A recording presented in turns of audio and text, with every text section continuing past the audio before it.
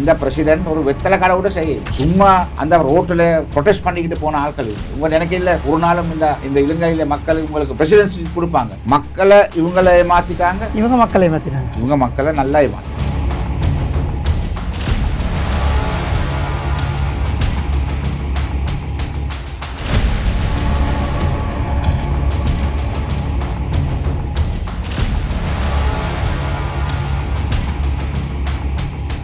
மகுடம் டிவி சொந்தங்களுக்கு வணக்கம். மகுடம் டிவியினுடைய சதுரங்கம் நிகழ்ச்சியின் வாயிலாக இணைந்திருக்கின்றோம். சதுரங்கம் இது உலக, இலங்கை, சர்வதேச எல்லா நடப்புகளையும் எல்லா அரசியல்களையும் மக்களுடைய பிரச்சனைகளையும் பேசக்கூடிய ஒரு இடமாக இருக்கிறது.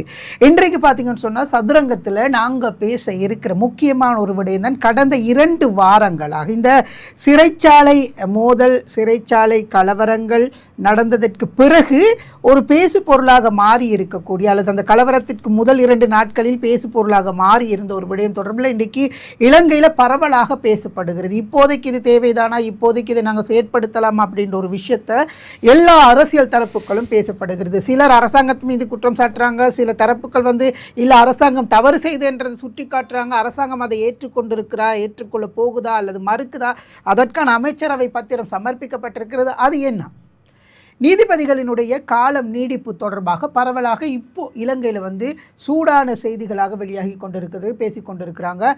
அரசியலமைப்பில் இருக்கக்கூடிய சில விடயங்கள் இந்த என்பிபி அரசாங்கம் தன்னுடைய விஞ்ஞாபனத்தில் சொல்லி இருக்கக்கூடிய சில விடயங்கள், அதே போல் இப்போ இருக்கக்கூடிய இந்த சட்டத்தரணிகள், இலங்கையினுடைய நீதிபதிகள் இது தொடர்பாக என்ன சொல்கிறாங்க, என்ன சொல்லி கொண்டிருக்கிறாங்க, ஏன் இதற்கு எதிர்ப்பு வருது, காலம் நீடிக்கப்படுறது நல்லந்தானா, இல்லை அதில் ஏதாவது சிக்கல் இருக்குது அப்படின்ற நிறைய விடயங்களை நாங்கள் இன்றைக்கு தெளிவாக ஒருத்தரை வைத்து பேசலாம் அப்படின்னு சொல்லி நினைத்தோம். இதற்கு பேசுகிறதுக்கு யாருமே பொருந்த மாட்டாங்க. ஒரு சட்டத்தரணி அல்லது நீதிமன்றத்தை சார்ந்த நீதித்துறையில் இருக்கக்கூடிய ஒருத்தர்கிட்ட தெளிவாக நாங்கள் கேட்டுக்கொள்ளலாம் அப்படின்னு சொல்லி தான் இன்றைக்கு இந்த சதுரங்கம் நிகழ்ச்சியை நாங்கள் ஆரம்பிக்கிறோம். இன்றைக்கு நாங்கள் எங்களுடைய இந்த சதுரங்கம் நிகழ்ச்சிக்காக அழைத்திருக்கிறது ஜனாதிபதி சட்டத்தரணி, அதே போல் ஃப்ரீலோயஸ் அமைப்பினுடைய ஏற்பாட்டாளர் மைத்ரி குணரத்ன அவர்களை நாங்கள் இன்றைய தினம் எங்களுடைய சதுரங்கம் நிகழ்ச்சிக்கு அழைத்திருக்கின்றோம். ஏற்கனவே நாங்கள் பல விடயங்களை பேசியிருக்கிறோம் அவரோட. வணக்கம் உங்களுக்கு. வணக்கம். சட்டத்தரணி அவர்களே, இப்போது இந்த விடயம், இப்போ இந்த நீதிபதிகளுடைய காலம் நீடிக்கிற விடயம் தொடர்பில் கொஞ்சம் தெளிவு பண்ணிடுவோம். என்ன இது, ஏன் இது செய்ய போகிறாங்க, என்ன நடக்குது? சேகு, இந்த அரசாங்கம் பவருக்கு வர நேரம் அவங்க மக்களுக்கு கொடுத்தாங்க தானே ஒரு புத்தகம், வாக்குறுதி கொடுத்தாங்க தானே. அப்போ அதில் இவங்க சொல்லியிருக்காங்க இந்த கான்ஸ்டிடியூஷனை மாற்ற போகிறாங்க, அரசியலமைப்பு, சரியா? ஆனால் இப்போ அது மாற்றுறதுக்கு இவங்க ஒன்றும் வேலை செய்கிறது இல்லை. இப்போ வந்த பிற்பாடு என்ன செய்ய போகிறாங்க, இப்போ இவங்க அந்த சும்மா ஒரு துண்டு எடுத்து அவங்க சொல்கிறாங்க, இப்போ ஜட்ஜஸோட, சுப்ரீம் கோர்ட் ஆஃப் அப்பீல் ஜட்ஜஸோட ரிட்டையர்மெண்ட் ஏற்ற கூடாக்க சொல்கிறாங்க. அது தாங்க அவங்க செய்ய பார்க்குறாங்க. இப்போ அது யாரும் கேட்க இல்லை. ஆனால் இவங்களுக்கு இருக்கிற பிரச்சனை என்ன, இப்போ இந்த அரசாங்கம் எடுத்தால் இவங்க இப்போ 2 வருஷமாக இலங்கையில் நாட்டை கொண்டுக்கிட்டு போயிருக்கிறாங்க. அந்த நாட்டை கொண்டுக்கிட்டு போகிற நேரம் பிடிச்ச எல்லா ப்ராஜெக்டும் நான் நினைக்கிற மாதிரி ஃபெயில், சரியா? அப்போ அது ஃபெயில் ஆகிற நேரம் இவங்களுக்கு இருக்க ஒரே ஒரு இது தான், இந்த களவாணிகள் எல்லாம் பிடிச்சி உள்ளுக்கு போய் தள்ளுறதுக்கு தான் இவங்களுக்கு இருக்கிற ஒரே வசதி, முன்னுக்கு போகிறதுக்கு. அதுவும் ஒரு ப்ராஜெக்ட், அது ஒரு ப்ராஜெக்ட் ஒன்று. அப்போ இவங்க நினைக்கிறாங்க, இப்போ இருக்கிற சீஃப் ஜஸ்டிஸ் அவர் இந்த வருஷத்தில் டிசம்பர் மாதம் 1ஆம் தேதி அவர் ரிட்டையர் ஆகணும். 65 வருஷம் வயசு வந்துடும்.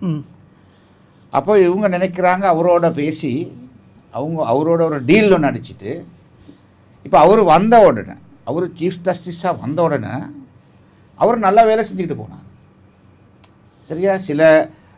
சில ஜட்ஜஸ் இருந்தாங்க, அவங்க வேறு வேலை செஞ்சுக்கிட்டு இருந்தாங்க, அவங்கள எடுத்து கூப்பிட்டு அவங்கள விலக்கி போட்டாங்க. அந்த மாதிரி சின்ன வேலைகள் செஞ்சுக்கிட்டு போனாங்க. அப்போ இந்த நீதிமன்றத்தில் போயிட்டு பார்த்தா அதில் பைசிக்கல், மோட்டர் சைக்கிள், 3 வீல் அதெல்லாம் எக்கச்சக்கமாக அங்கே இடத்துல போட்டு அதில் கொசு எல்லாம் வருது. அந்த மாதிரி ரொம்ப பிரச்சனை இருக்குது. அந்த மாதிரி அவங்க இன்ஸ்ட்ரக்ஷன் கொடுத்துட்டு நல்ல வேலை செஞ்சுக்கிட்டு போனார். சரியா, உண்மையாக சொல்ல போகணும் தான். அந்த மாதிரி செஞ்சுக்கிட்டு போகிற நேரம் இவர் கொஞ்சம் ஸ்ட்ராங்காக தான் இருந்தார். இப்போ ஒரு ஜட்ஜ்க்கு பிழையை செஞ்சுருந்தார். அந்த பிழையை செஞ்சுருந்தா அந்த ஜட்ஜ்க்கு ஒரு கேள்வி கேட்கணும் தானே, அவங்களுக்கு பதில் கொடுக்க. அந்த மாதிரிக்கு அவர் செஞ்சுக்கிட்டு போயில. அவர் கொஞ்சம் ஸ்ட்ரிக்டாக தான் இருந்தார், கொஞ்சம் சும்மா டிக்டேட்டர் மாதிரி தான் இருந்தார்.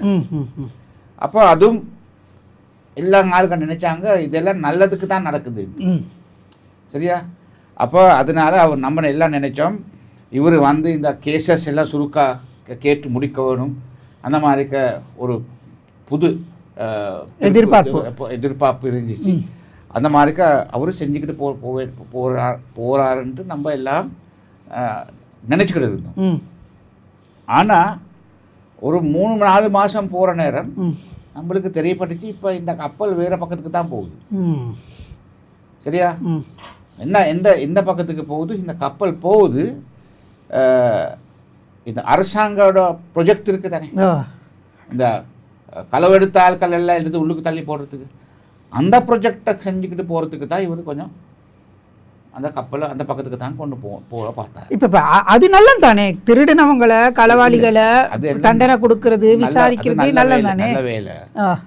ஆனால் சேகு ஒரு ப்ரொசீஜர் இருக்குது தானே. ஒரு பெரிய பெரிய கல்லண்ணா இருந்தாலும் சரியா, அவருக்கு இந்த நீதியில் இருக்குத்தானே நம்மளுக்கு ஒரு ரைட்ஸ். அந்த ரைட்ஸோடு தானே போகணும். இப்போ இப்போ இப்போ நான் உங்களுக்கு சும்மா சொல்கிறேன், அந்த ஈஸ்டர் சண்டே கேஸ் ஒன்று கொழும்புல போகுது. சரியா, அப்போ அந்த ஈஸ்டர் சண்டே கேஸுக்கு பெரிய எக்யூஸ்ட் எல்லாம் ரொம்ப ஆட்கள் இருக்கிறாங்க. இப்போ அங்கே இருந்த எக்ஸ்பீரியன்ஸ் லாயர்ஸ் எல்லாம் விலகிட்டாங்க. என்ன காரணம்? இவங்க கேஸை கேட்டுக்கிட்டு போகிற நேரம் அந்த ப்ரொசீடிங்ஸ் கொடுக்க மாட்டாங்க. அப்போ கேஸ் எவ்ரிடே டு டே எடுக்கிறாங்க. அப்போ அப்படி செஞ்சுக்கிட்டு போகிற நேரம் அந்த எக்யூஸ்டுக்கு குற்றவாளிக்கு ஒரு சான்ஸ் இல்லை சரியாக இந்த கேஸை டிஃபெண்ட் பண்ணுறது. குற்றவாளியில் சந்தேக நபர் இருக்குது. சரியா, அப்படி செய்யறாரு. ஒரு சிவிலைஸ் நேஷன், நல்ல இந்த டெமோக்ராட்டிக் ஜனநாயக நாட்டில் அந்த மாதிரிக்கு செஞ்சுக்கிட்டு போயிடாது. உங்களுக்கு எல்லாம் ஒரு சான்ஸ் கொடுக்கும், உரிமை இருக்கு. சரியா, அவங்க பிழை செஞ்சிருப்பாங்க.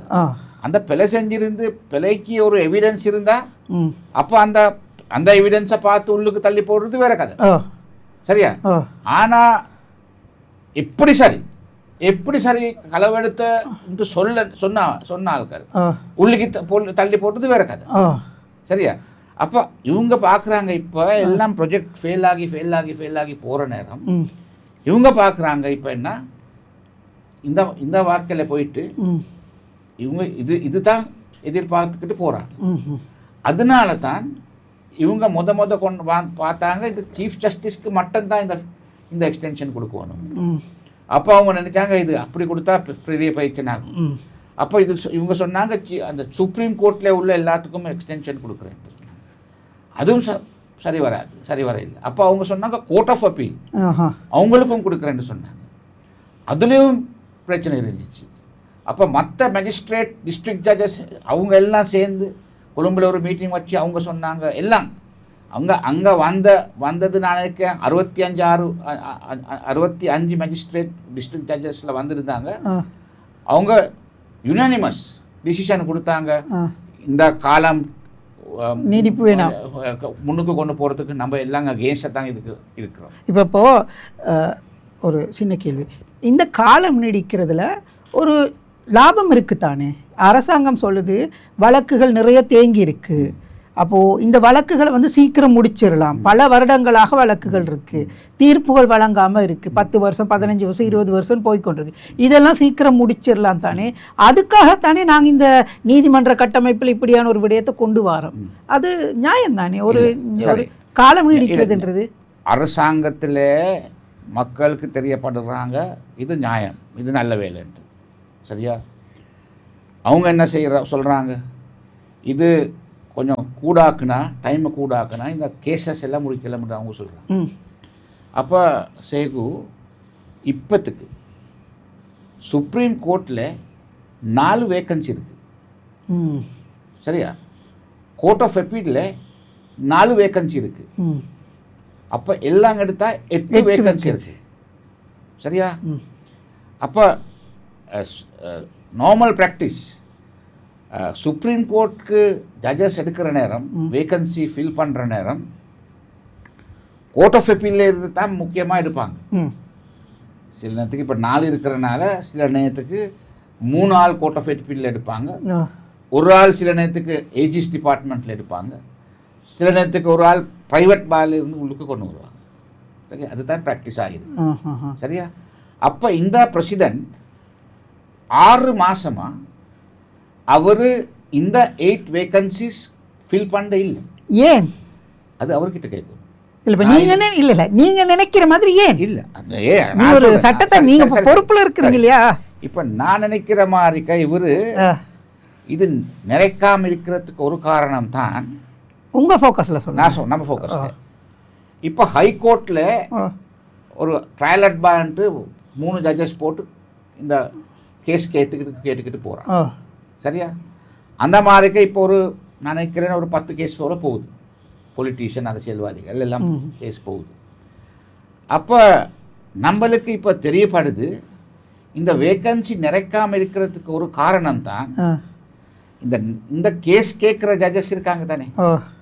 நீங்கள் நல்ல கேஸை கேளுங்க, நம்மளுக்கு நம்ம பக்கத்துக்கு தீர்ப்பு கொடுங்க, அதுக்கு பிறகு உங்களுக்கு தரேன் சாமான். அப்போ இது ஒரு பிரைபரி தானே இது. அப்போ சேகு பிரசிடெண்ட் வந்து நாட்டை சரியாக நடந்துக்கிட்டு போகிறதுக்கு அவர் ரெஸ்பான்சிபிலிட்டி, அது பொறுப்பு. சரியா? அப்போ இதுக்கு முந்தி இருந்தாங்க பிரசிடெண்ட் கோட்டாபய ராஜபக்ச இருந்தது, மஹிந்த ராஜபக்ச இருந்தது, மைத்ரிபால இருந்தது, சந்திரிகா இருந்தது, ரணில் இருந்தார். சரியா?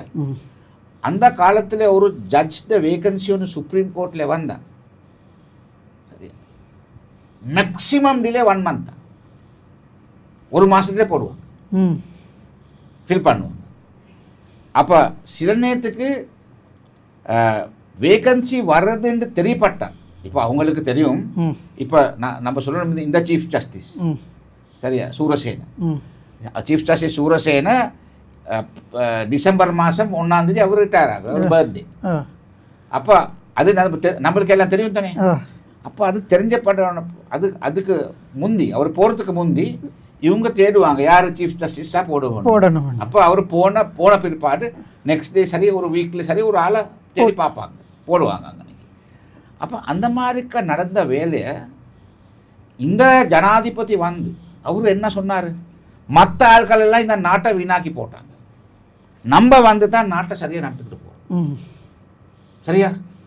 அப்படி சொன்னால் இப்போ வந்து என்ன செஞ்சுக்கிட்டு போகிறார், சட்டத்தில் கை வைக்கிறாங்க.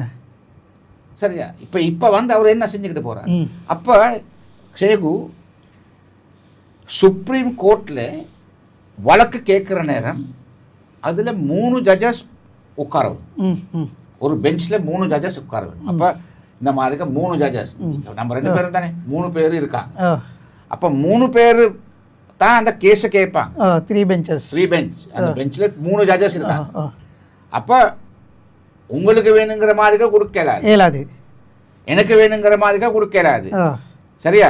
அப்போ இந்த கேஸை கொண்டு வர நேரம் நம்ம 3 பேரும் டிஸ்கஸ் பண்ணித்தான் இந்த கேஸ் எப்படி கொண்டு போகணும்னு டிசைட் பண்ணுறது. அது செஞ்சிருக்குது காரணம் தான் மக்கள்களுக்கு தான் அந்த சாதாரணம் நடக்க வேணும், மக்களுக்கு நியாயம் கிடைக்கும். ஆமாம், அதுதான் இலங்கையில் இருக்கிற பெரிய court, highest court supreme court. அப்போ அதில் 3 ஜட்ஜஸ் தான் இருக்கு ஒரு பெஞ்சில். சுப்ரீம் கோர்ட்டில் இருக்கிறாங்க ஒரு 16 or 17 ஜட்ஜஸ் தான் இருக்கிறது சுப்ரீம் கோர்ட்டுக்குமே. இப்போ அதில் 4 பேர் இல்லை தானே, 4 பேர் இல்லாமல் இப்போ நான் நினைக்கிறேன் ஒரு 12 பேர் தான் இருக்கிறாங்க. அப்போ 12 பேரில் ஒரு 3 பெஞ்சஸ் தான் நடந்துக்கிட்டு போயிடும். இப்போ அந்த 4 பேர் இருந்தால் 5-6 பெஞ்சஸ் செய்யலாம், 5 பெஞ்ச் செய்யலாம் என்று சொல்ல. சரியா? 5 பெஞ்ச் இருந்தால் ஒரு நாளைக்கு ஒரு பெஞ்சில் 15, குறைச்சி சொல்கிறேன், 15 கேஸு கேட்டாலும் சரியா, அப்போ இந்த டிசிஷன்லாம் சுருக்க செஞ்சுக்கிட்டு போகிறோம். ஓ, முடிவு வரலாம். சரியா? அப்போ அது supreme court. Court of appeal எடுத்தா அதில் 2 ஜட்ஜஸ், சிங்கிள் ஜட்ஜ்க்கு கேட்கல, 2 ஜட்ஜஸ். 2 ஜட்ஜஸ் தான் கேட்க வரும். ஹை கோர்ட்டில் 1 ஜட்ஜ், ட்ரையல் வந்தால் 3 ஜட்ஜஸ். சரி, ஆனால் சும்மா ஹை கோர்ட்டில் வந்தால் 1 ஜட்ஜஸ். அப்போ அந்த ஹை கோர்ட்டில் கேஸை இங்கே அப்பீல் பண்ணால் 2 ஜட்ஜஸ் பார்க்குறாங்க. சரியா? 2 பேர். அப்போ 2 பேரும் தனியாக உங்களுக்கு போயிடாது. 2 பேரும் டிஸ்கஸ் பண்ணி இதுதான் சாதாரணமாக போகணும், அப்படி தான் தீர்ப்பு கொடுப்பாங்க. அப்போ பாருங்கள், கோர்ட் ஆஃப் அப்பீலில் 4 ஆள் இல்லாமல் சொன்னால் ஒரு 3 பெஞ்சஸ் அது அங்கனைக்கு நடக்காது தானே. சரி, அப்போ இவங்க சொல்கிறாங்க லாஸ் இந்த கேசஸ் எல்லாம் சொன்னகுது, வழக்கு சொன்னகுது, அதனால தான் இது செய்கிறாங்க. இது பொய் கதை, இது சம்பூர்ணமாக பொய் கதை. இது சும்மா ஆளை ஏமாத்துற கதை தான் இவங்க சொல்லியிருக்கிறாங்க. இந்த ஜட்ஜஸை 6 மாதத்துக்கு முந்தி ரிட்டையர் அப்பாயின்மெண்ட் கொடுத்துருந்தா அந்த கேசஸ் எல்லாம் நடந்துக்கிட்டு போகும். இப்போ கேசஸ் எல்லாம் எங்கே கூட கேசஸ் இருக்குது மேஜிஸ்ட்ரேட் கோர்ட்டில், டிஸ்ட்ரிக்ட் கோர்ட்டில் தான் கூட கேசஸ் இருக்கு. என்ன அந்த கேசஸ் கிரிமினல் கேசஸ் இருக்கு, அதில் கூட இருக்குன்னா டிராஃபிக் கேஸ். சரியா? இப்போ டிராஃபிக் கோர்ட் எடுத்தா டிராஃபிக் கேஸ் இருக்கு தானே, அந்த டிராஃபிக் கேஸ் எடுத்தா ஒரு சேகு நான் நினைக்கிறேன் 2-3 lakhs 4 lakhs போல டிராஃபிக் கேஸ் இருக்கு. அப்போ அது என்ன 10 ரூபி 100 ரூபி 10,000 ரூபி 15,000 ஃபைன். அது சில நேரத்தில் ஒரு சில ஆள் டிரைவர் இருக்காங்க தானே, அவன் வேற யாரோட பேர் கொடுப்பான், வேற யார்கிட்ட சரி லைசனை கொடுத்துட்டு அவன் மாற்றிட்டு போயிடுவான். அப்போ அந்த கேசஸ் எல்லாம் செய்ய லே பை வண்டி வச்சிருக்கிறாங்க. கேஸை போட்ட பிற்பாடு அந்த கேஸை வீச இல்லாது தானே. அப்போ அது என்ன செய்யுது, யாரும் முறை இல்லாட்டி அதை லேபை பண்ணியிருக்கு, ஆனால் அது கேஸ் ஒன்று. அந்த மாதிரிக்கா ஒரு சரியான கேசஸ் இருக்குது. அப்போ இந்த காணிப்பத்தி கேஸ் இருக்குது தானே, லேண்ட் கேசஸ் எல்லாம் அதெல்லாம் செய்யும். சில நேரத்துக்கு பார்ட்டிஷன் கேஸ், லேண்ட் கேஸ் 30-40 வருஷம் கேட்டுக்கிட்டு போகிறோம். சரியா? 30-40 யாருக்கு இது யாருக்கு இந்த பொய் வேலை சொல்கிறாங்க? இப்போ அதை பற்றி ஒன்றும் சொல்கிறது இல்லை. அதுக்கும் கூட நான் உங்களுக்கு சொல்ல வேணும், இப்போ தித்வா அந்த சைக்ளோன் வந்துச்சு தானே, அது வந்த பிற்பாடு கண்டியில் இருந்த நீதிமன்றத்தில் நான் இருக்கிறேன் ஃபர்ஸ்ட் ஃப்ளோர் செகண்ட் ஃப்ளோருக்கு தண்ணி வந்துச்சு. சரியா? அந்த லிஃப்ட் அந்த அந்த அந்த பில்டிங்கில் 5 ஃப்ளோர்ஸ் இருக்குது. சரியா? அப்போ அந்த லிஃப்ட்டை இப்போ உடஞ்சி போயிடுச்சு அந்த தண்ணி வந்த பிற்பாடு.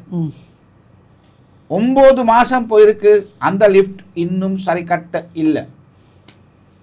சரியா?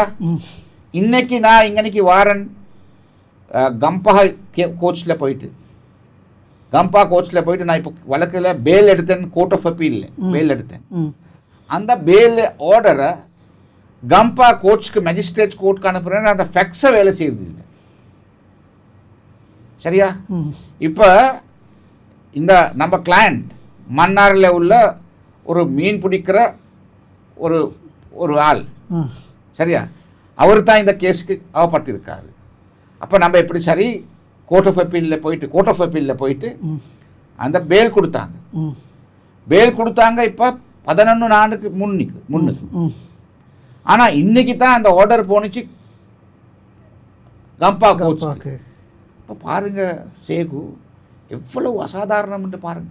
அவ்வளோ இடர்பாடுகள் அதுக்குள்ளே இருக்குது, அவ்வளோ ஃபால்ட் இருக்குது. இப்போ இப்போ இப்போ இவங்க சொல்கிறாங்க, நம்ம கான்ஸ்டிடியூஷனில் சொல்கிறாங்க, இந்த ஜுடிஷியல் பவர் இதுக்கு மக்களுக்கு. இந்த நாட்டில் மக்கள் தான் ராஜா. sovereignty is in the people. சரியா? மக்கள் தான் ராஜா. இப்போ இங்கிலாண்டில் பார்த்தா அங்கே ராஜா தான் sovereign. விளங்குதா? அந்த கிங் சார்ல்ஸ் தான் sovereign. அவரோட வேணுங்கிற மாதிரி தான் வேலை செய்யுது. ஆனால் இலங்கையில் பார்த்தா மக்களுக்கு தேவையான மக்கள் தான் sovereign. அப்போ மக்கள் தான் ராஜா. ஆனால் மக்களுக்கு ராஜா மாதிரிக்கெல்லாம் பார்க்குறாங்க, மக்களை பார்க்குறாங்க, சும்மா நாய் மாதிரிக்க தான் அவங்களுக்கு இது பண்ணுறாங்க. சரியா? இப்போ இந்த விஷயத்தில் நாங்கள் வருவோம். இப்போ இந்த நீதிபதிகளை காலம் நீடிக்கணும் அப்படின்னு சொன்னால், இப்போ அரசாங்கம் 2 விஷயங்கள் சொல்லுது இல்லையா, வழக்குகள் இருக்குது அதனால கொண்டு போகிறோம். இதை உங்களுடைய சட்டத்தரணிகள் சங்கம் எப்படி பார்க்குது? நீங்கள் உங்களுடைய கருத்து என்ன? நீங்கள் ஏற்கனவே பல சந்திப்புகளை நடத்தி பேசியிருக்கிறீங்க, ஊடக சந்திப்புகள் எல்லாம் நடத்திருக்கீங்க. உங்களோட நீதி அமைச்சர் சந்தித்து பேசினார் இப்போ 2-3 நாட்களுக்கு முதல்ல. இதில் முடிவு என்னது? இல்லை இப்போ நம்ம பாய் அசோசியேஷன் இருக்குது தானே, அது லாயர்ஸ் அசோசியேஷன். இப்போ நேற்று இல்லை முந்தா நேற்று ஒரு மீட்டிங் ஒன்று இருந்துச்சு. அதில் இலங்கையில் இருக்கிற ப்ராக்டிஸ் பண்ணுற லாயர்ஸ் ஒரு 3000க்கு கூட ஆட்கள் வந்தாங்க கொழும்புக்கு. வந்து யுனானிமஸ் டிசிஷன், எல்லாம் ஒரு டிசிஷன், இதுக்கு அகெயின்ஸ்டாக நம்ம போகணும். சரியா? அதுதான் அதில் டிசிஷன். அப்போ மேஜிஸ்ட்ரேட், டிஸ்ட்ரிக்ட் ஜட்ஜஸ் எல்லாம் சேர்ந்து சொல்லியிருக்கிறாங்க இது செய்ய வேணாம், இது செய்யக்கூடாது. சிவில் சொசைட்டி ஆர்கனைசேஷன் எல்லாம் சொல்கிறாங்க இது செய்ய வேணாம். ஆனால் ஒரு ஒரு ஒரு இது இருக்குது, ஒரு ஒரு ஒரு செய்யிங் ஒன்று இருக்குது இங்கிலீஷில். அப்படி இப்படி செய்வாங்க, இப்படி தான் சொல்லுவாங்க. whom the gods want to destroy they first make mad. கடவுளுக்கு வீணாக்குற வேணும் ஆட்கள் முதல்ல என்ன செய்வார், கடவுள் என்ன செய்வார், அவரை பைத்தியக்காரன் ஆக்குவார். அதுதான் இப்போ அன்றகுமாருக்கு நடந்தது. இப்போ சேகு நம்ம என்ன சொன்னாலும் ஒரு ஒரு கான்சென்சஸ், ஒரு பாப்புலாரிட்டி போல் ஒன்று செஞ்சுருக்கிறாங்க. அவர் எவ்வளோ ஜனப்பிரியம் இருக்கிறான்னு பார்க்குறதுக்கு. அப்போ அவங்க அந்த அந்த போல் மார்க்கு தான் நான் சொல்கிறேன். அவங்க அதில் சொல்கிறாங்க இவர் 70% பாப்புலராக இருக்காங்க. சரியா? இப்போ அது சில நேரத்துக்கு 10% 20% அங்கிட்டு போனாலும் 10% போடுவேன், குறைச்சி போடுவோமே. 60% இருக்குது தானே. சரியா? 60% இருக்குது. அப்போ இப்போ நம்மளுக்கு தெரிஞ்ச வேலை தான் இந்த அரசாங்கம்க்கு பிரசிடெண்ட் ஆக்கிறதுக்கும் இந்த அரசாங்கத்துக்கு 2/3 மெஜாரிட்டி எடுத்து கொடுக்கறதுக்கு அவங்களுக்கு ஜேவிபியில் இருந்து 3% உள்ள ஆள் இல்லை தானே அவங்களுக்கு ஓட் பண்ணாங்க. இதில் மற்ற கட்சிகளில் இருந்த ஆட்கள் எல்லாம் சேர்ந்து அந்த மற்ற கட்சிகளில் வேலையை வேணான்ட்டு போயிட்டு, சரியா, வேணான்ட்டு போயிட்டு இவங்க எல்லாம் பைத்தியக்காரன் எல்லாம் வந்து வீணாக்கிட்டு போடுறாங்கன்ட்டு தான் இவங்களுக்கு கொடுத்தாங்க. சரியா? அப்போ எனக்கு தெரிஞ்ச படம் நீதி சட்டத்தரணிகள் இருக்காங்க, லாயர்ஸ்மார்கள் இருக்காங்க தானே. லாயர்ஸ்மார்களையும் 70% போன எலெக்ஷனில் ஜேவிபிக்கு தான் கொடுத்தாங்க. ஆனால் இப்போ என்ன நடந்திருக்கு? இப்போ அந்த 70%ல் நான் நினைக்கிறேன் ஒரு பெரிய ஃபிகர் இந்த பக்கத்துக்கு வந்து இப்போ இங்கே வர முந்தி நான் லவுன்ஸில் நான் இருந்தேன். நான் உங்ககிட்ட பேசுகிற நேரம் அவங்க சொன்னாங்க, சார் අපිත් දුන්නේ JVP එකට சார், නමුත් මේක මීට පස්සේ නම් උන්ට දෙන්නේ. சரியா? இப்போ அந்த மாதிரிக்கு இவங்களுக்கு நல்ல வசதி இருக்கிற நேரம் போகிறதுக்கு பிரசிடெண்ட்டை பாப்புலாரிட்டி சரியாக இருக்கிற நேரம் அவர் என்ன செய்கிறாரு, அந்த கடவுளுக்கு வீணாக்க வேணுமால் அவர் வீணாக்க முந்தி அவனை பைத்தியக்காரன் ஆகிறது தான் அந்த செய்தி தான் செஞ்சிருக்கு. அதுதான் இப்போ இவங்களுக்கு நடக்குது. இப்போ இந்த பதவி காலத்தை கொடுக்கறதுல என்ன சிக்கல் நினைக்கிறேன்? இல்லை சிக்கல் இல்லை, இந்த காலம் அப்போ விட்டு போட வேண்டியதானே, கொடுக்கட்டும் சொல்லி நம்ம சொல்கிறோம். என்ன இது கொண்டாங்க பரவாயில்லை, ஆனால் இது எஃபெக்ட் ஆகணும் 2028 இருந்து. பிரச்சனை இல்லை. இப்போ சொல்லுவோமே ஸ்வேகு, நீங்கள் இந்த ஆர்கனைசேஷனில் வேலை செய்கிறீங்க, சரியா? எல்லா ஆட்களும் 65 வயசத்தில் பென்ஷன் ஆகி போகணும். அப்போ உங்களுக்கு இங்கே உள்ள டிரெக்டராக சேர்மன்னா என்ன சொல்லுவார், இல்லை இந்த சேகு எப்படி சரி நம்ம வச்சுக்கொள்ளணும், சரியா? இப்போ நீங்கள் அவங்க பார்க்குறாங்க, ஆட்கள் பார்க்குறாங்க, நீங்கள் இண்டிபெண்ட்டாக வேலை செய்வீங்க, சரியா? அப்போ அவர் சொல்கிறாரு சேகு நம்ம 2 இயர்ஸ் எக்ஸ்டென்ஷன் கொடுப்போம். அப்போ அப்படி கொடுத்தா உங்களுக்கு அவரை பற்றி கொஞ்சம் அவரோட பக்கத்தில் போயிட்டு பார்த்து வேலை செய்கிறதுக்கு வராதா? சொல்லுங்க பார்ப்போம். அவங்களுக்கு சார்ந்து வேலை செய்யற அவங்க அந்த பக்கத்துக்கு போய் அது தானே இவங்க செய்ய பார்க்குறாங்க. அதுதான் நம்மள அகேன்ஸ்டாக இருக்கு. அதுக்கு தான் நம்ம அகேன்ஸ்டாக இருக்கு. அதிகமாக 2 வருடம் கொடுத்தா அது அரசுக்கு சார்பாக இயங்குவாங்க. இப்போ அவரு டிசம்பர் மாதத்தில் அவர் வீட்டுக்கு போகணும், ரிட்டையர் ஆகி வீட்டுக்கு போகணும். இப்போ டிசம்பர்ல இருந்து இன்னும் 2 வருஷம் அவருக்கு கொடுத்தா, சரியா, கவர்மெண்ட் காலம் முடிச்சு கவர்மெண்ட் காலம் முடிக்கிற வரைக்கும் அவருக்கு கொடுத்தா இவருக்கு அந்த கொடுத்தாளுக்கு எத்தி போடலாம் தானே. அவரு சும்மா எடுத்து கழுத்தில் பிடிச்சி தள்ளி போடலாம் தானே. அந்த பக்கத்துக்கு கொஞ்சம் ஃபேவரானா தான் வேலை செய்யலாம். அது ஹியூமன் குவாலிட்டி தானே சேகு. அது யாருக்கு செஞ்சாலும் அது தானே நடக்குது. அதனால தான் பார் அசோசியேஷனாக இருக்கட்டும், சட்டத்தண்ணி எல்லாம் இப்போ ஜனாதிபதியை சந்திக்கணும் அப்படின்ற ஒரு லெட்டர் கொடுத்துருக்குறாங்க பார் அசோசியேஷனால. இப்போ அதுக்கு உங்களுக்கு என்ன பதில் வந்திருக்கு? ஒரு பதிலும் இல்லை. நீதியமைச்சர்கிட்ட கொடுத்துருக்கல, ஒரு பதிலும் இல்லை. அவங்களுக்கு பதில் கொடுக்கறதுக்கு வசதி இல்லை சேகு. இதில் என்ன சொல்ல என்ன வந்து சொல்றாங்க? இல்ல உங்களுக்கு பேசுறதுக்கு பதில் தரணும் இல்ல. இப்ப நீங்க அதுக்கு இல்லையா ரிக்வெஸ்ட் பண்ணி லெட்டர் கொடுத்துருக்கீங்க. நம்ம நீதி அமைச்சருக்கு போயிட்டு கொடுத்தோம். நீதி அமைச்சர் போயிட்டு பாய் அசோசியேஷன் பிரசிடென்ட் சந்திச்சாரு. அவரு சொல்றாரு நான் பிரசிடென்ட்க்கு பேசி அவர் பிரசிடென்ட் கதையை சொல்றேன். மீட் பண்றதுக்கான சந்தர்ப்பம் இல்லைன்றாரு. இல்ல மீட் பண்றதுக்கு ஒரு மீட்டிங் கொடுக்கறதுக்கு வசதி இல்லைன்ற. இப்போ இந்த விவகாரத்துல அன்னைக்கு நலிந்த ஜாதித்த சொல்றாரு இதை நாங்க வந்து கொண்டு வருவோம். கேபினெட்டுக்கு வந்து அப்ரூவலுக்கு போட்டிருக்கிறாங்க. அப்போ இது கேபினெட்ல அப்ரூவல் ஆச்சுதுன்னா அடுத்த கட்ட நடவடிக்கை என்னவா இருக்கும்? கேபினெட் அப்ரூவல் கிடைச்சா கேபினெட் அப்ரூவல் கிடைச்சிருக்குன்னு தான் எனக்கு வந்திருக்கு. அனுமதி கொடுத்துருக்காங்க. அப்ப அதுக்கு பிற்பாடு இது கெசட் நோட்டிஃபிகேஷனுக்கு போடுவோம். கெசட் நோட்டிஃபிகேஷனுக்கு போட்டு நான் நினைக்கிறேன் 2 வீக்ஸ் இருக்க வரும். அப்போ அந்த 2 வீக்ஸில் சேகு இந்த கேஸ் மக்களுக்கெல்லாம் இந்த கேஸ் சுப்ரீம் கோர்ட்டில் இதுக்கு கேன்ஸ்டாக வழக்கு போடுறதுக்கு மக்களுக்கு வசதி இருக்கு. கண்டிப்பாக போடுவாங்க. அது கட்டாயமாக அது நடக்கும். அது கண்டிப்பாக கட்டாயமாக அது நடக்கும். அப்போ அந்த நேரத்தில் அது நடக்கிற நேரம் இப்போ நம்ம நீதியில் ஒரு ஒரு ஒரு ஸ்டாண்டர்ட் ஒன்று இருக்குது. யாரும் அந்த ஆட்களுக்கு ஒரு வாசி ஒன்று வருதுன்னா அந்த கேஸ் அவங்க கேட்கக்கூடாது. இப்போ சொல்லுவோமே, உங்ககிட்ட ஒரு கேஸ் ஒன்று வருது, நீங்கள் ஜட்ஜ், என்ன பற்றியே வருது இல்லை, ஒரு கேஸ் வருது, ஒரு கம்பெனியில் கேஸ் ஒன்று வருது, அந்த கம்பெனியில் ஒரு ஷேர்ஸ் உங்களுக்கு இருக்கு, ஒரு ஷேர்ஸ் சரியா?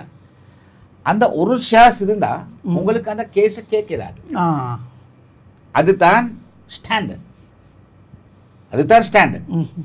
அப்போ அது அப்படி ஏன் சொல்றாங்க? அந்த ஒரு ஷேர் ஃபேவர் ஆகும். இப்போ ஆகும். எனக்கு ஒரு சின்ன சந்தேகம் வருது, நீங்க அப்படி பேசுறீங்க, விளக்க சொல்றேன். இப்போ இந்த 2 வருஷ கால நீடிக்கிறது இப்போ கோர்ட்டுக்கு வந்துச்சுன்னு சொல்லுங்களேன்.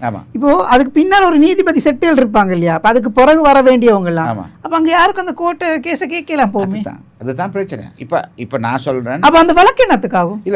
இல்ல கண்டிப்பா வழக்கு போட போறீங்க. கேபினெட் அனுமதி கேபினெட் அப்ரூவல் கொடுத்துட்டாங்க, அது கெசெட்ல வரணும். இப்ப கட்டாயம் வழக்கு போடணும். வழக்கு போடுறதுக்கான சில இப்ப நீங்க பேசுறது நீங்களா இருக்கட்டும், இல்ல மக்கள் பேசுறதா இருக்கட்டும், வேணா கட்சிகள் பேசுறதாக இருக்கட்டும், எதிர்ப்பதான் பேசுறாங்க. இப்போ அது கோர்ட்டுக்கு வந்தா யாரை வச்சு ஹியரிங் பண்றது? இல்ல இப்ப இந்த டெக்னிக்கலி சுப்ரீம் கோர்ட்ல ஜட்ஜஸ் தான் இது பண்ணி ஹியரிங் கொடுக்கணும். சரியா? அது நம்மளே விளங்கி போகிறதுக்கு இல்லை. அதுக்கு காரணம் சேகு, இந்த கான்ஸ்டிடியூஷன் எழுதின ஆட்கள் ஒரு நாளும் நினைக்கல இந்த மாதிரி பைத்தியக்கார வேலை செய்வாங்க. இவங்கட இந்த விஞ்ஞாபனத்துல கூட அதுலயும் இல்ல தானே, அதுல இல்லாத வேலை தானே இப்ப செய்யறாங்க. அவங்க அரசியல் அமைப்பு கொண்டு வரேன்னு தான் சொன்னாங்க. புதிய அலுத் விவஸ்தாவா கேணும், புது நியூ கான்ஸ்டிடியூஷன். ஆனா இந்த மாதிரி சின்ன சின்ன துண்டை மாத்திக்கிட்டு வர்றதுன்னு சொல்ல இல்லை தானே. இவங்க இப்ப இந்த துண்டை மாத்துறாங்க. இது அதுக்கு முக்கியமான காரணம் தான், இவங்களுக்கு ஒரே ஒரு சான்ஸ் இருக்கு. இந்த மாதிரி போயிட்டு இந்த வழக்கெல்லாம் போட்டு அவங்கள எப்படி சரி குற்றவாளி ஆக்குறதுக்கு தான் இந்த சான்ஸ் பார்த்துக்கிட்டு தான் இது செய்யறாங்க. நீங்கள் எனக்கு அதுக்கு விளக்கம் சொல்லலை. யார் இப்போ இந்த வழக்கை விசாரிப்பது அப்படி வந்தா கோர்ட்டுக்கு வந்தா இந்த நீதிபதியோட கால அதுக்கு சேகு இப்போ நம்ம என்ன சொல்கிறோம், ஒன்று இந்த சீஃப் ஜஸ்டிஸ்க்கு கட்டாயமாக இந்த கேஸை கேட்கிறாரு. சரியா? அப்போ நான் என்ன சொல்கிறேன், எந்த ஒப்பீனியன் சரியா? இப்போ இந்த சுப்ரீம் கோர்ட்டில் இருக்குது, நான் நினைக்கிறேன் ஒரு 12 ஜட்ஜஸ் 13 ஜட்ஜஸ் போல இருக்கிறாங்க. சரியா? அதில் இருக்காங்க வயசு குறைஞ்ச ஆளுக்கு இருக்காங்க. இப்போ சீஃப் ஜஸ்டிஸ் சூரசேனா இப்போ அவர் 65. அப்போ ஜஸ்டிஸ் நவாஸ்ன்ட்டு ஒரு ஜட்ஜ் இருக்காரு, அவர் ஜஸ்டிஸ் நவாஸ்க்கும் இப்போ 64, அவரும் வருஷத்தில் 65. சரியா? அப்போ நான் என்ன சொல்கிறேன், அந்த 65 இந்த இந்த அமெண்ட்மெண்ட் வந்தா பெனிஃபிட் ஆகுற ஆட்கள் இருக்காங்க தானே, அவங்களுக்கு இது கேட்கலாது. அதாவது அந்த ஏஜை தொற்ற ஆட்களுக்கு கேட்கலாது. நான் சொல்றேன், அதுதான் மக்கள் மக்கள் கேட்கணும், அப்படித்தான் பார் அசோசியேஷன் கேட்கணும், அப்படித்தான். சரியா? அதாவது கிட்டத்தட்ட அந்த 64, 63, 65 வயசு உள்ளவங்க வந்து இந்த கேஸை விசாரிக்க இயலாது. இந்த கேஸை விசாரிக்க வேணும். அதை பார்த்துட்டு சரியா கால்குலேஷன். அங்க ஒரு சிக்கல் வரும் இல்லையா? இப்ப நீங்க சொல்லுங்க, எனக்கு ஒரு ஆர்வத்தினால கேட்கிறேன், இன்ட்ரெஸ்ட்னால. இப்ப அந்த கேஸை வந்து விசாரிக்கிறவங்களுக்கு ஓவர் யங்கா கொடுத்தா, நீங்க பார்த்தா ஒரு 50ல உள்ளவங்களுக்கு இந்த கேஸை 50 இல்ல 50 உள்ள ஆள் இல்லாங்க. இல்ல நான் சும்மா ஒரு பேச்சு சொல்றேன். நீங்க சொல்ற மாதிரி கொஞ்சம் குறைஞ்ச வயசு உள்ளவங்களுக்கு எடுத்துக்கொள்ள விசாரிக்க இவங்க சொல்ற இந்த அனுபவ ரீதியா இதுக்கான தீர்ப்பு கிடைக்குமா? இல்ல, நம்மளுக்கு டிசிஷன் எப்படி வரும்ன்றது ஒன்று இருக்கு இல்லையா? அதுதானே. இப்ப சேகு அவங்களுக்கு இந்த கேஸை கொடுத்தா, அவங்களுக்கு இதுல டிரெக்ட் பெனிஃபிட் இப்பயே வராது தானே. இப்ப இருக்கிற சீஃப் ஜஸ்டிஸ் இவருக்கு தெரியும் டிசம்பர் மாதம் 2ஆம் தேதி நான் வீட்டில். சரியா? தோல் இல்லாத வாழைப்பழம் மாதிரிக்குத்தான், அதை மாதிரிக்குதான் சீட்லே முடிஞ்ச பிற்பாடு தோல் இல்லாத வாழைப்பழம் மாதிரிக்குத்தான், யாரும் கணக்கு எடுக்க மாட்டாங்க. சரியா? ஆனால் அந்த 1 year 2 years கொடுக்கணும்னு நினைச்சா அவருக்கு அந்த பெஞ்சில் உட்கார சரியா? அது அவருக்கு ஃபேவரா அமைஞ்சிரும். அது ஃபேவரா இருக்குன்னு பார்த்தா உட்கார சரியா?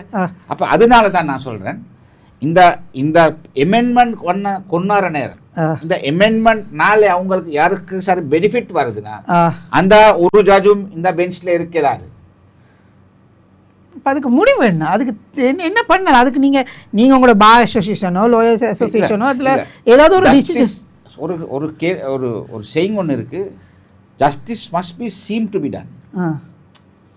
இப்போ இந்த கேஸ் ஒன்று நடக்கிற நேரம் சும்மா அது கண்ட வாக்கில் கேஸை செஞ்சுக்கிட்டு போயிடாது.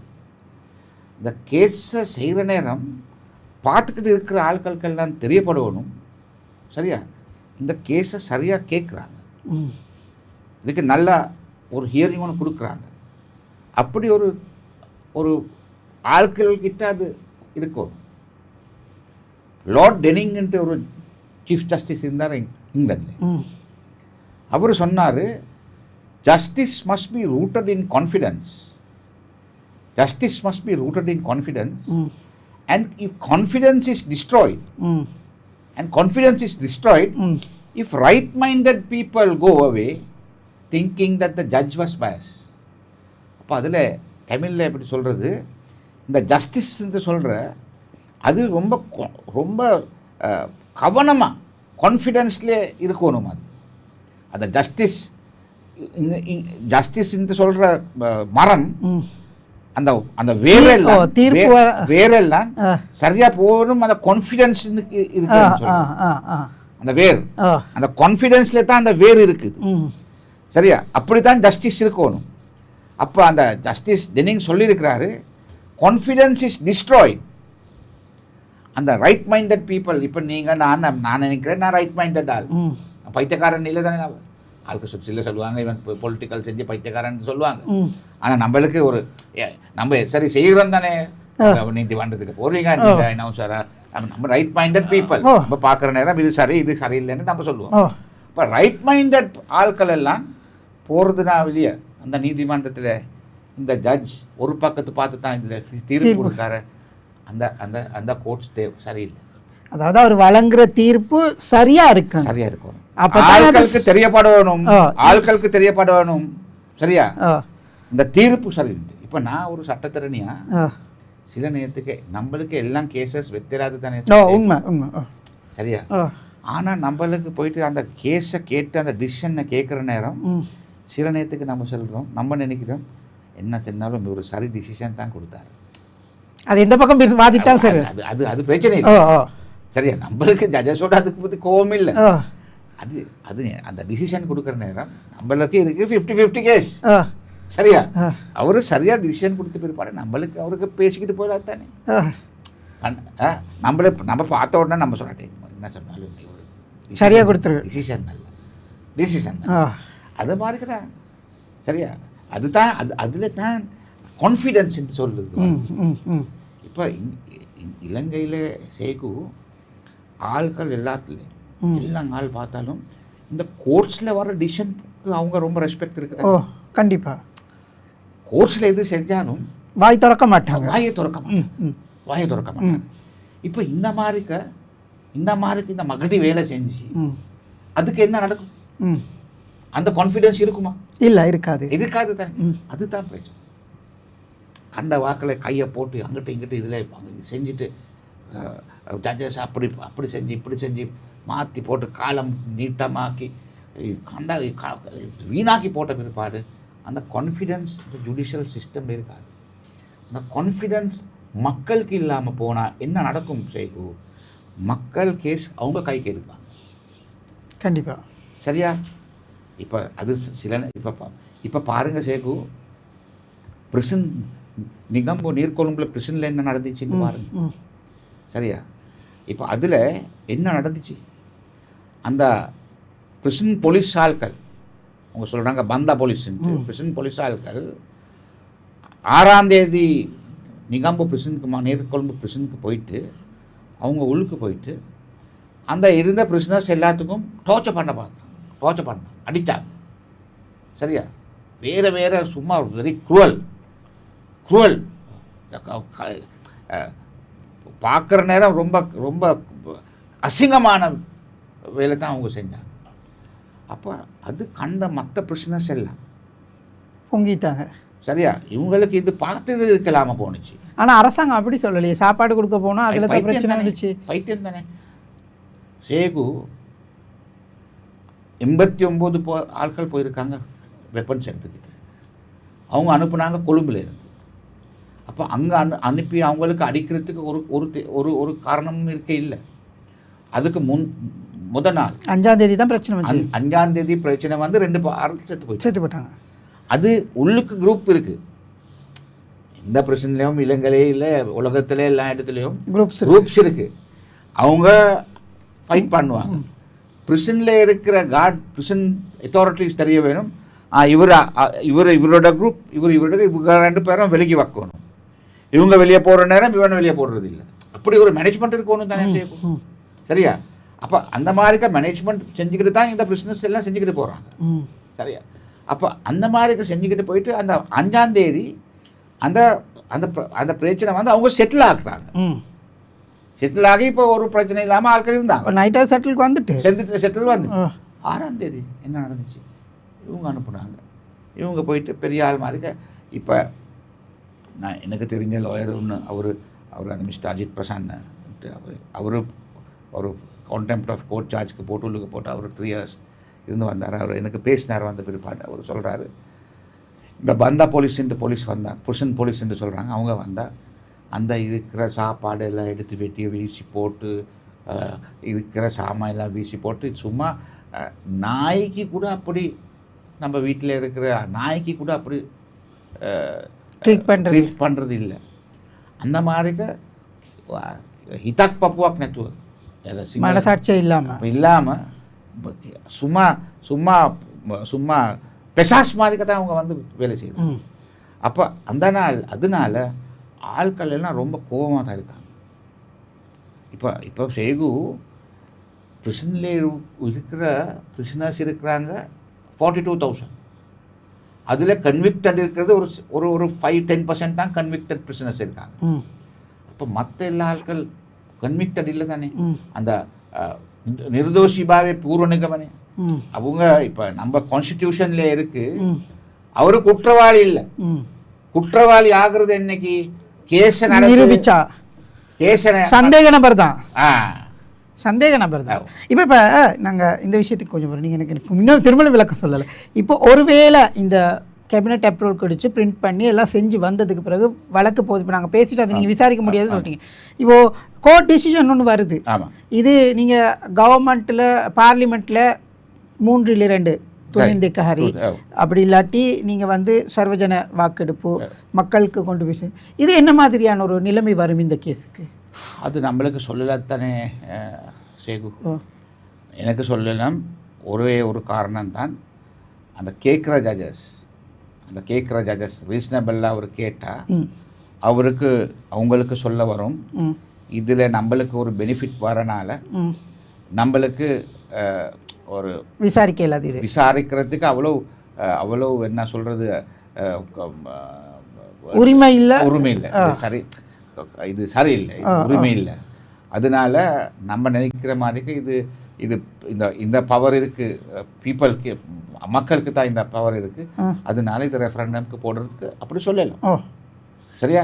இப்போ மக்களுக்கு இதை போட்டால் மக்கள் நீங்கள் ஒரு சர்வஜன வாக்கெடுப்பு ஒரு ஸ்ரீலங்காவில் சர்வஜன வாக்கெடுப்புன்றது பூச மக்களுக்கு முகம் கொடுத்ததில்லை. அந்த ஒரு டைமில் சர்வஜன வாக்கெடுப்பு மாதிரி ஒன்று வந்தது. ஆனால் அது சர்வஜன வாக்கெடுப்பா இல்லையான்றது தெரியாது ஜேண்ட காலத்தில் நான் நினைக்கிற மாதிரி. அப்போ இது வார நேரம் மக்களுக்கு இது தொடர்பான அறிவு இருக்குன்னு நினைக்கிறீங்க இல்லை? மக்கள் இது தொடர்பாக இது நம்ம ஓகே பண்ணிட்டா இல்லை இது நம்ம ஓகே பண்ணாட்டே என்ன வரும் அப்படின்ற ஒரு நிலைப்பாடு. நீங்கள் சொல்கிற வேலை உண்மை, சொல்கிற கதை உண்மை. ஆனால் என்கிற இது சட்டம் சார்ந்தது. நாங்கள் இந்த ஃபீல்டில் இருந்தாலும் நம்மளுக்கு முழுமையாக சட்டம் தெரியாது. இப்போ நான் அதுக்கு நான் என்ன நான் எனக்கு அதுக்கு இருக்க பதில் தான், மக்களுக்கு இதில் ஒரு பெரிய எஃபெக்ட் இல்லை. இந்த காலம் கூடாகிறது பெரிய எஃபெக்ட் இல்லை மக்களுக்கு. இதில் என்ன தெரியாது, அவங்க என்ன நடக்குன்னு அவங்களுக்கு சொல்லியிருக்கிறாங்க அரசாங்க, இல்லை இந்த கேஸ் எல்லாம் முடிக்க வேணும், அதனால தான் இது செய்கிறோம். அந்த மைண்டில் தான் மக்கள் இருப்பாங்க. அந்த மைண்ட் தான் மக்களுக்கு அனுப்பியிருக்கிறாங்க. இப்போ இதில் சட்டத்திறனை லாயர்ஸ்மார்கள் எல்லாம் இப்போ நம்ம சொல்கிறோம் இது செஞ்சால் நம்ம எல்லாம் முடிஞ்சு போவோம் அப்படி. அதுக்கும் கூட சேகு இந்த அரசாங்கம் எடுத்தா இப்போ பாருங்கள், சாப்பாடு விலை எவ்வளோ போயிருக்கு, சரியா? பெட்ரோல் எங்கே போயிருக்கு, எலக்ட்ரிசிட்டி பில் எங்கே போயிருக்கு, வயலுக்கெல்லாம் என்ன நடக்குது, எவ்வளோ ப்ரைஸ் கொடுக்குறாங்க நெல்லுக்கு, சரியா? அந்த மாதிரிக்கு எல்லாம் பார்த்தா ஆட்கள் எல்லாம் இப்போ ரோட்டில் நிற்கிறாங்க, சரியா? அப்போ நான் நினைக்கிறேன் இது ஒரு எதிர்கட்சியாக இருக்கிற ஆட்களா நம்மளுக்கு ஆட்கள் சொல்ல வேணும், இந்த அரசாங்கமோட உங்களுக்கு இந்த அரசாங்கம் இது ரெஃபரண்டம் இவங்கள் நல்லமா இல்லையான்ட்டு இது அது திருப்பணும், அந்த பிரச்சனையை திருப்பணும். மக்களுக்கு ஓட் கொடுக்குற நேரம் இந்த அரசாங்கம் பற்றி நீங்கள் நல்லம்னு சொல்கிறதுனா இதுக்கு கொடுங்க, அரசாங்கம் சரியில்லைன்னு சொன்னால் இதுக்கு வேஸ்ட்டாக கொடுங்க. அதுதான் அந்த மாதிரி போயிட்டு தான் இது கொஞ்சம் ஸ்ட்ரெயிட்டாக ஆட்களுக்கு தெரியப்படுறதுக்கு கொஞ்சம் கஷ்டம். இது கொஞ்சம் காம்ப்ளெக்ஸ் தானே, லீகல் ப்ராப்ளம் புரியாது தானே எல்லாருக்கும் குயிக்காக வந்து இது வராது. இப்போ இன்னொரு கேள்வி கடைசி நிகழ்ச்சி நாங்கள் என் பண்ணுவோம். இந்த விவகாரம் இப்போ வந்துச்சுன்னு சொன்னால், இப்போ அனுமதி கேசட் அப்படி இப்படிலாம் வந்துச்சுன்னா உங்களுடைய சங்கங்கள் என்ன மாதிரியான நடவடிக்கைகளை கையாளுவீங்க? நம்ம எல்லாம் கேஸ் போடுறோம். அதெல்லாம் இப்போ சட்டத்தண்ணியல் போராட்டத்தில் ஈடுபடுறதோ இல்லை நீங்கள் இதற்கு முதலே நாங்கள் பார்த்துருந்தோம் ஒரு தடவை அந்த சிராணி பண்டார விஷயத்துல நாங்கள் பார்த்துருந்தோம். அப்போ இந்த போராட்டங்கள் நடத்துறது கோர்ட்ஸுக்கு அதெல்லாம் ப்ரொட்டஸ்டில் நடக்கும், அது எக்கச்சக்கமாக நடக்கும். இது பற்றி இப்போ கவர்மெண்ட் இப்படி சரி இது கொண்டு போகணுன்னு தான் அவங்க சொல்கிறாங்க. அதனால ப்ரொட்டஸ்டெல்லாம் நடக்கும். அதுவும் சேகு இப்போ மஹிந்த ராஜபக்ச பிரசிடென்ட் இருக்கிற நேரம் அவரும் இந்த மாதிரி இதில் போயிட்டு கை வேலை செய்ய போயிட்டு என்ன நடந்துச்சு, அவரும் வீட்டுக்கு போகிறது வந்துச்சு தானே, சரியா? அது தானே முக்கியமான காரணமாக இருந்துச்சு. ஏன் இந்த வார அரசாங்கம் இந்த சட்டத்தில் கை வைக்கிறதுக்கு பார்க்குறாங்க? பைத்தியம் போடுறாங்க. அவங்க நினைக்கிறாங்க சேகு நம்மளை யாருக்கும் மாற்றலாது, இந்த உலகத்துக்கு நாட்டான் பெரியவன், அந்த ஹிந்தி ஃபிலிம்ஸ்லாம் இருக்கு, சரியா? நாத்தான் பெரியவன், இனிய யாரும் பண்ணலாது. அந்த அந்த அந்த அந்த ஃபீலிங்ஸ் தலைக்கு போன பிற்பாடு அவன் பைத்தியக்காரன் ஆகும். அதனால அதுதான் இந்த பிரசிடெண்ட்டுக்கு ஆகிது, பைத்தியக்காரன். அவரே நினைக்கிறார் இல்லை இனிய யாருக்கும் கொண்டு போயிடாது, நான் தான் பெரியவன் இதில், சரியா? அதனால இந்த மாதிரிக்கு ஒரு ஸ்ட்ராங் கவர்மெண்ட் வந்த பிற்பாடு அதில் உள்ளுக்கே தாங்க அது உடைஞ்சு போகிறது இப்போ நம்மளுக்கு கிளியராக தெரியுது. இப்போ இது நடந்துக்கிட்டு வருது. நல்லது. நிறைய விடயங்களை நாங்கள் பேசியிருந்தோம், நிறைய விடயங்களை தெளிவுபடுத்தி இருந்தீங்க. நீங்கள் இறுதியாக என்ன சொல்ல விரும்புகிறீங்க இந்த விவகாரத்தில்? நீதிபதியோட காலம் நீ க்ளோஸ் பண்ணிடுவோம் நிகழ்ச்சி. ஆமாம், இல்லை இது நான் சொல்கிறேன், இந்த அரசாங்கம் இது செய்ய போயிட்டு இந்த லீகல் சிஸ்டமே வீணாக்க போகிறதுக்கு தான் இவங்க பார்க்குறாங்க. இது ஒரு இந்த நாட்டில் மன்னிக்கணும். இப்போ இது ஒரு சின்ன கேள்வி, நான் நிகழ்ச்சி நிறைவு இப்போ நீதித்துறையில் உள்ளவங்களுக்கு மட்டும் இந்த சலுகை கொடுக்குற நேரம் ஏனே கவர்மெண்ட் செக்டர் இல்லையா? சரி, அது பாருங்க எவ்வளோ இப்போ பாருங்க, இது ஒரு அன்ஃபேவா இல்லையா? அன்ஃபேர் தானே அது. முத நான் இது சொன்ன இது டாக்டர்ஸ் இருக்கிறாங்க, இல்ல நர்சஸ் இருக்கிறாங்க, டீச்சர்ஸ் இருக்கிறாங்க, இன்னும் ஒரு எல்லா போலீஸ்ல இருக்கிறாங்க. அப்ப ஆர்மி ஆட்கள் இப்போ டாக்டர்ஸ் நாட்டுக்கு ஒரு முக்கியமானவங்க. இப்ப ஷேகு டாக்டர்ஸ் பார்த்தா நம்மளுக்கு 1500 டாக்டர்ஸ் குறைஞ்சிருக்கு, சரியா? அப்ப அவங்களுக்கும் 60 இருந்து அவங்க 63க்கு கூட்டிட்டாங்க. இப்ப ஜட்ஜஸ்க்கு கொடுக்குறதுனா இப்போ இந்த கொழும்புல இருந்து வெளியே போயிட்டு பார்த்தா ஆஸ்பத்திரிகளுக்கு போனா அதுல டாக்டர்ஸ் இல்ல, சரியா? அப்ப அதுக்கு ஸ்கூலுக்கு டீச்சர்ஸ் இல்ல, நல்ல ஸ்கூலுக்கு ஒழுங்கான பிரின்சிபல்ஸ் பிரின்சிபல். அப்ப அதுக்கு என்ன காரணம்? அந்த மாதிரி இவங்களுக்கு சேகு இந்த நாட்டை நடத்துக்கிட்டு போகிறது பற்றி ஒரு எக்ஸ்பீரியன்ஸ் இல்லை. இவங்க வெத்தலை கடையோட கூட செய்யாத ஆளுக்கு தான் இதில் வந்து நடந்துக்கிட்டு போகிறாங்க. இந்த பிரசிடென்ட் ஒரு வெத்தலை கடை கூட செய்ய இல்லை. இந்த மினிஸ்டர்ஸ் ஒரு வெத்தலை கடை சும்மா அந்த ரோட்டில் என்ன ப்ரொடெஸ்ட் பண்ணிக்கிட்டு போன ஆட்கள் இவங்க நினைக்கல ஒரு நாளும் இந்த இலங்கையில் மக்கள் இவங்களுக்கு பவர் கொடுப்பாங்கன்ட்டு, பிரசிடென்சி கொடுப்பாங்கன்ட்டு. அப்போ மக்கள் தான் ஏமாந்துட்டாங்கன்னு சொல்கிறீங்களா? மக்களை இவங்களை ஏமாற்றிட்டாங்க, இவங்க மக்களை ஏமாற்றிட்டாங்க, இவங்க மக்களை நல்லா ஏமாற்றிட்டாங்க. நல்லது, நன்றி. ஜனாதிபதி சட்டத்தரணி மைத்ரி குணரத்ன அவர்களே, உங்களுக்கு நாங்கள் நன்றிகளை தெரிவித்துக் கொள்கிறோம். உங்களுடைய நேரத்தை ஒதுக்கி வந்து இல்லை சேகு உடனே வாரன் அப்படின்னு சொல்லி வந்து நீங்கள் இவ்வளோ கம்பாலேருந்து வாரீங்க இங்கே இந்த நிகழ்ச்சிக்காக நாங்கள் நன்றிகளை தெரிவித்துக் கொள்கிறோம். நீங்கள் எந்த நாளும் எனக்கு ஒரு சான்ஸ் ஒன்று கொடுத்ததுக்கு எனக்கு ரொம்ப ஆசை தமிழில் வந்து பேசுகிறதுக்கு. நான் நினைக்கிறேன் நம்ம தமிழ் நல்லா விளங்குமென்ற ஆட்களுக்கு கண்டிப்பாக தமிழ் மொழியில் யார் என்ன தமிழ் பேசினாலும் சரியான தமிழ் இல்லாட்டியும் புரிஞ்சு கொள்ளக்கூடிய சக்தி மக்களுக்கு இருக்கு. நான் உங்களை கூப்பிட்டது வந்து இந்த துறையில் சார்ந்தவங்க எவ்வளோ தமிழ் சட்டத்தரணிகள் இருக்காங்க, ஆனால் நீங்கள் இதுவும் இல்லாமல் அரசியல் சார்ந்த சில விஷயங்கள் கூட செஞ்சுட்டு இருந்தீங்க. அதனால தான் கூப்பிட்டு ஒரு பேலன்ஸாக பேசலாம் அப்படின்றதுக்காக நாங்கள் உங்களை அழைச்சோம். என்னக்கிட்ட கேட்டாங்க ஒரு ஒரு ஒரு ப்ரோக்ராமில், இப்படி நீங்கள் பேசுகிற நேரம் உங்களுக்கு கான்டெம்ப்ட் ஆஃப் கோர்ட்டை எடுத்து பொருளுக்கு போடுவாங்க. நான் சொன்னேன், இந்த நீதி இந்த நம்ம லீகல் சிஸ்டம் யாரை சரி வீணாக்க போகிறதுனா அதை பற்றி கான்டெம்ப்ட் ஆஃப் கோர்ட் செஞ்சுட்டு சரி உள்ளுக்கு போகிறதுக்கு ப்ரிசனுக்கு போகிறதுக்கு நம்ம விருப்பம், அந்த பிரச்சனை இல்லை. ஒரு ஃபைட் இருக்கணும் தானே. இதுக்கு ஃபைட் பண்ணாமல் ஃபைட் பண்ணால் தான் இது நம்மளுக்கு இது ப்ரொடெக்ட் பண்ணலாம். இது சரி ஃபைட் இல்லாமல் ப்ரொடெக்ட் பண்ணலாம், அது தானே கண்டிப்பாக. அதுக்கு நம்மளுக்கு ஒரு ரெஸ்பான்சிபிலிட்டி இருக்குது. இந்த நாட்டில் சட்டத்தரணியாக நம்மளுக்கு ஒரு ரெஸ்பான்சிபிலிட்டி இருக்குது. இந்த நாட்டு அந்த பிழையான ரோட்டில் போகாமல் சரியான ரோட்டில் கொண்டு போகிறதுக்கு ஒரு ஒரு ரெஸ்பான்சிபிலிட்டி. கண்டிப்பாக அந்த ரெஸ்பான்சிபிலிட்டி தான் நம்ம இப்போ செய்யணும். கண்டிப்பாக. நன்றி. நாங்கள் உங்களுக்கு நன்றிகளை தெரிவித்துக் கொள்கின்றோம். எங்களுடைய மகுடம் டிவி சார்பாகவும் எங்களுடைய சதுரங்கம் நிகழ்ச்சி சார்பாகவும் உங்களுக்கு நன்றிகளை தெரிவித்துக் கொள்ளும். நன்றி. நல்லது, இலங்கையினுடைய சட்டம், இலங்கையினுடைய நீதிபதிகளினுடைய கால நீடிப்பு, ஒவ்வொரு நீதிமன்றங்களினுடைய அங்கே இருக்கக்கூடியவர்களுடைய கால நீடிப்பு தொடர்பில் என்ன நடக்குது, என்ன நடக்கப் போகுது, இப்படி நடந்தால் என்ன நடக்கும் அப்படின்றத ஓரளவுக்கு நாங்கள் உங்களுக்கு புரிய வைத்திருப்போம். இது இப்பொழுது அமுல்படுத்தப்பட்டால் என்ன மாதிரியான பிரச்சனைகள் வரும் அப்படின்றத வந்து நீதித்துறை சார்ந்தவர்கள் வந்து விளக்கம் அளித்திருக்கிறாங்க. பொறுத்திருந்து பார்க்கலாம். மற்றும் ஒரு நிகழ்ச்சியில் உங்கள் அனைவரையும் சந்திக்கலாம். விடைபெற்றுக் கொள்கின்றேன். நான் சேகு. நன்றி, வணக்கம்.